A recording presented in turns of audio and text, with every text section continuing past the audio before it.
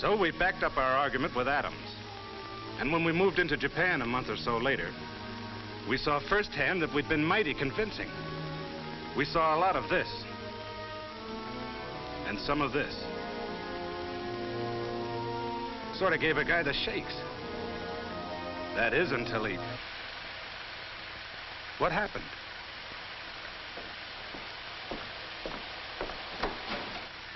Well, that got the idea across. I'll have this gizmo fixed in a second. Then put on something easier to take. A rootin' tootin' western, with men fighting it out the old-fashioned way. Yeah, none of that atom business. Why not? It's our business. You saw what happened in Japan. What if it happened here? What would you men do? Well, that's easy. I'd go see a tailor. Tailor? Sure, have my uniforms altered. Have them cut to let my wings out. All God's children's got 'em, you know. I'd take music lessons. On the harp, naturally. Well, Nah, that wouldn't do. I think I'd... You tell us. Okay. Come on. Learn and live.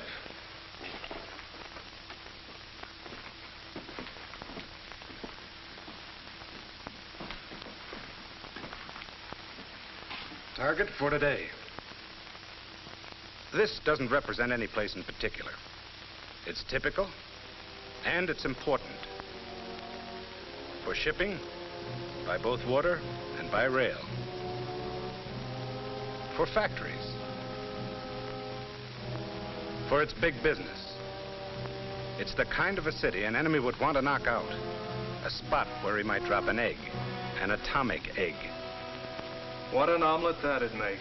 Yeah, with us in it, maybe. But not necessarily. Look, I won't kid you about the A-bomb. I've seen what it can do in Japan, Bikini, and Eniwetok. It's deadly. It's like a woman. That I'd have to see. I mean, never underestimate its power. Don't lose your head, use it.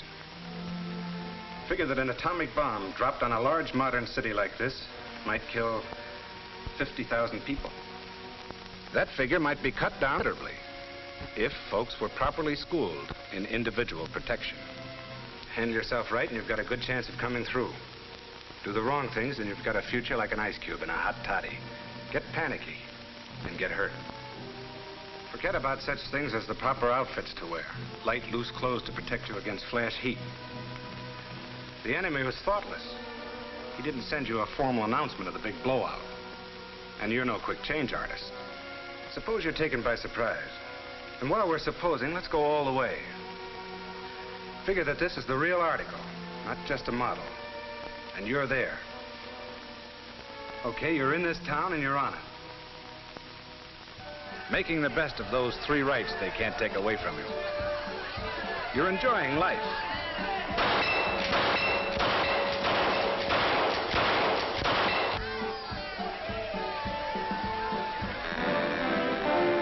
You're enjoying liberty.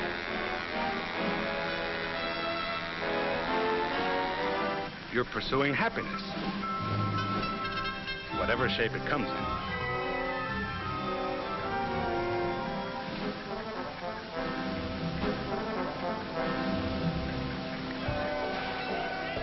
You're doing all right.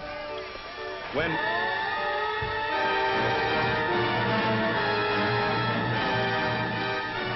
The other guy's around and he means business, so get going. Remember, you're off base. You've just got time to save yourself. Drop whatever you're doing. Find the nearest hole and make like a mole. A subway's okay. Stay out of flimsy buildings. They give bad protection.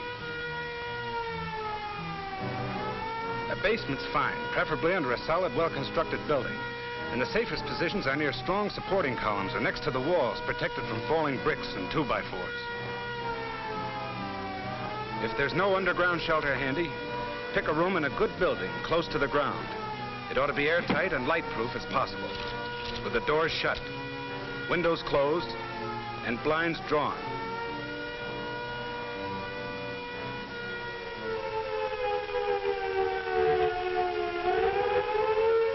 Back in 1940, London survived a terrific blasting from the Nazi bombers. And one of the reasons was that folks did just what I'm telling you now.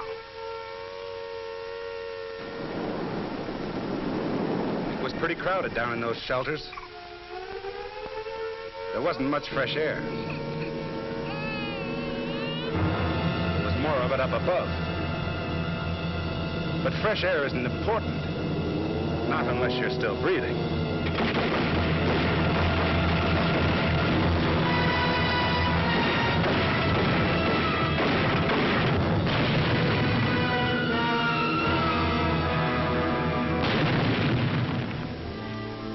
Do what those people did, and you're on the right track. World War II bombs were cream puffs compared to what you may be up against. But the defensive measures are about the same. The blast of an ordinary bomb kills and destroys. An A-bomb's kick is much worse. The old horse and buggy bomb was hot stuff. The A-bomb is hotter, so when you get the warning, don't stop to ask what's cooking. It might be you. The big idea, if you've got time enough to swing it, is to shield yourself by thick, strong, heavy material like reinforced concrete from the A-bomb's blast. And heat. Do that, and you'll also be protecting your hide from its radiations. A lot of people, including you men fairly new to the service, got the notion that radiations are like the double whammy turned on by Evil Eye Flegel, the comic strip character. Irresistible, I mean. Well, you're wrong.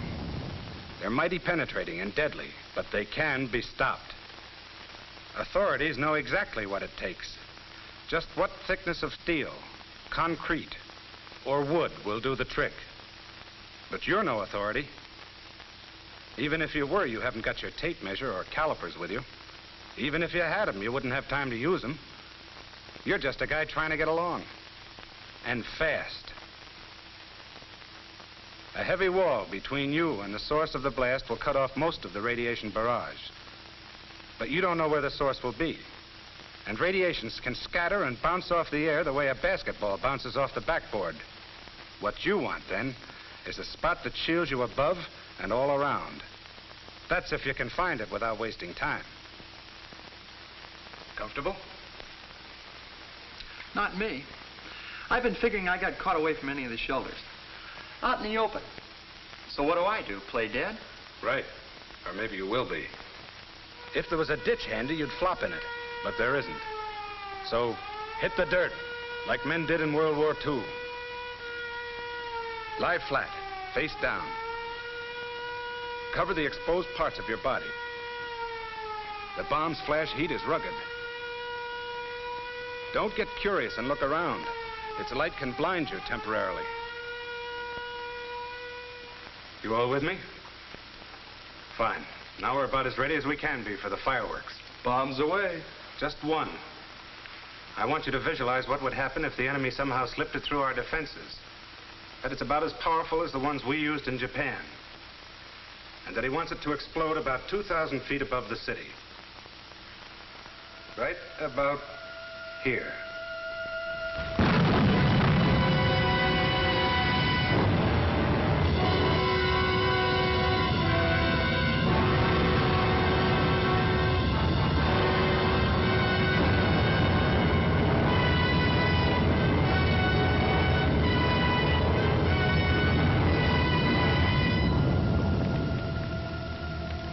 The spot directly below the blast, which we call ground zero, is just that, a goose egg. A lot of nothing. And out to a mile or more, the destruction's terrific, with only a few strong structures surviving.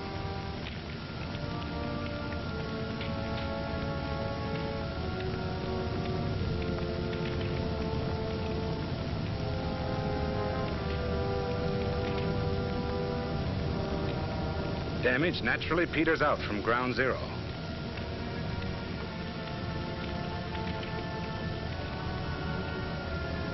But all big explosions are affected by obstacles such as hills.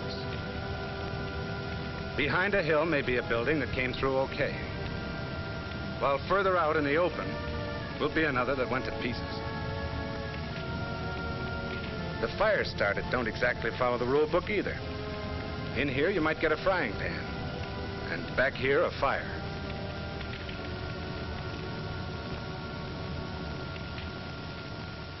I've got a very messy picture. Me too. And where do we fit into this? You'd be all right if you found a good spot. Underground and reinforced concrete shelters give good protection close to ground zero. Yeah, but what about me? I'm the guy caught out in the open, stretched across Mother Earth's lap. How am I doing? If you were near ground zero, within 3/4 of a mile from it and completely exposed, you'd be a dead duck.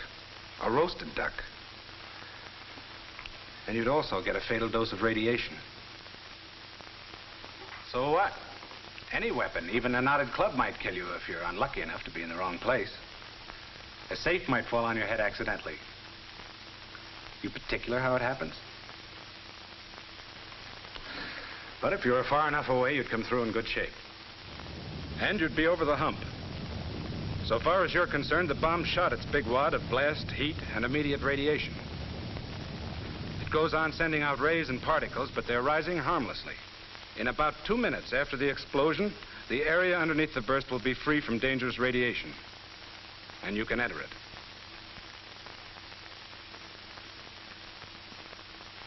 You've probably got military duties to perform. There's a lot of relief, rescue, and policing work to be done. So after waiting a couple of minutes, get moving.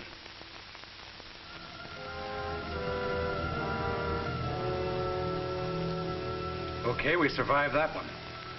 Now let's put ourselves on the spot again. Use our heads and our imaginations a bit more. Because maybe the enemy decides to set off a submarine bomb. Maybe he sneaked it into the harbor on an innocent-looking freighter and planted it underwater. Authorities figured it'd have to be plenty deep for the bomb to do its worst. We're going to suppose it's deep enough. Now, chances are you wouldn't get any warning about this baby.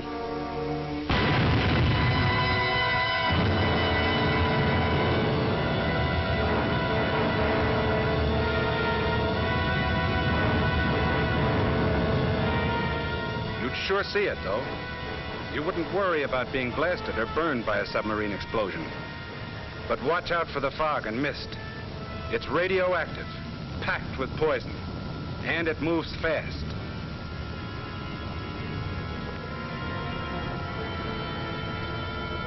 If you saw it advancing on you a mile away, you'd have about 30 seconds to take cover. Make for the nearest entrance, but be orderly about it.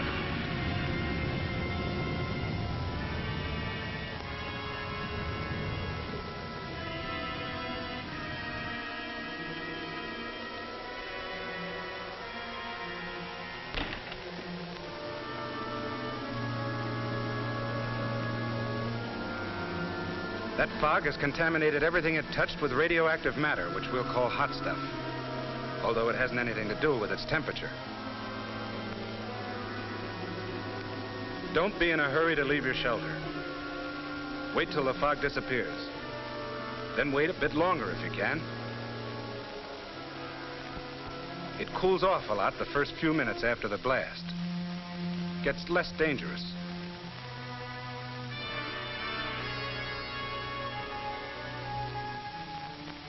It'd be best to wait until the radiological defense men come around to tell you what to do. But if you've got to go, go the right way. Your handkerchief makes a pretty fair filter. Breathe through it. Be quick or be sick. The faster you pass through a contaminated place, the less you expose yourself to radioactive poisoning. Move crosswind as much as possible.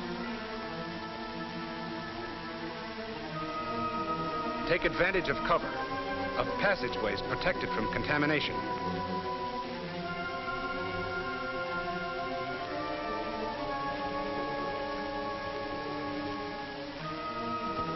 Don't collect souvenirs like watches and coins.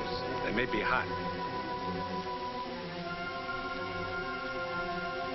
You've gotten out of the danger zone. Your head's in its usual place, your skin still fits. You've got your normal quota of arms and legs. Souvenirs, you'll get some real pleasures out of. Sooner or later, you'll run into the radiological defense monitors. They're the detectives of this atomic business. With their instruments, they examine everything for radiation contamination, including you. If your uniforms are hot, they'll end up same as clothes after a skirmish with a skunk. They'll go to the laundry if they're not too hot. Or if they're too badly contaminated, they'll be buried or dumped at sea. And you'll give yourself the soap and water treatment to remove any radioactive stuff you might have collected. From then on, you'll watch your step. First, report to the nearest military officer or organization for instructions. As soon as they tell you to, rejoin your own organization. Your commander, on the advice of the radiological defense people, will tell you which areas are safe to enter and which aren't. They'll also advise them on the food you eat and the water you drink. You'll be careful about getting radioactive material inside you. You can get there by breathing dust, eating, or through breaks in the skin. You'll be told how to prevent overexposure to the stuff. How much of it can a guy stand? How much whiskey will it take to knock a guy in his ear? Why, that depends. It sure does. But the defense people can tell you what the safe limits are. And they'll keep checking in order to determine those limits. The odds on you surviving an A-blast depend a lot on you. Okay, Sarge? Right. Get panicky or fat-headed, and you'll probably have a new title. The late John Doe. Which isn't exactly a promotion. Use your think tank. Follow the rules, and you might live to look it over. That's the picture, men.